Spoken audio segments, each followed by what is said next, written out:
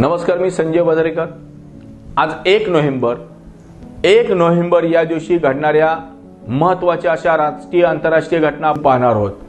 आजचा दिवस हा जागतिक शुद्ध शाकाहारीचा दिवस म्हणून सर्वत्र साजरा केला जातो। आजच्या दिवशी 1683 रोजी संभाजीराजांनी फोंडा येथे पोर्तुगीजांचा दणदणीत पराभव केला। आजच्या दिवशी 1803 साली शिंदे आणि इंग्रज यांच्यात एक घनघोर लढाई लासवारी येथे सुरू झाली।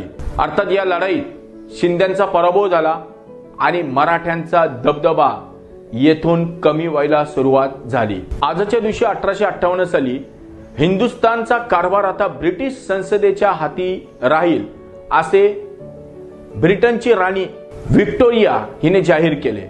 आजच्या दिवशी 1918 साली जुन्या आणि नव्या पिढीतही आपल्या अभिनयाचा ठसा दाखवणारे सुप्रसिद्ध विनोदी अभिनेते शरद तळवलकर यांचा आजचा दिवस हा जन्मदिवस। याच दिवशी 1956 साली द्विभाषिक राज्याची निर्मिती होऊन यशवंतराव चव्हाण हे द्विभाषिक राज्याचे पहिले मुख्यमंत्री झाले। द्विभाषिक म्हणजे पूर्वी मराठी आणि गुजरात ही दोन्ही राज्य एकत्र होती। आजच्या दिवशी 2015 साली चीन, दक्षिण कोरिया आणि जपान यांच्यामध्ये एक परिषद पार पडली।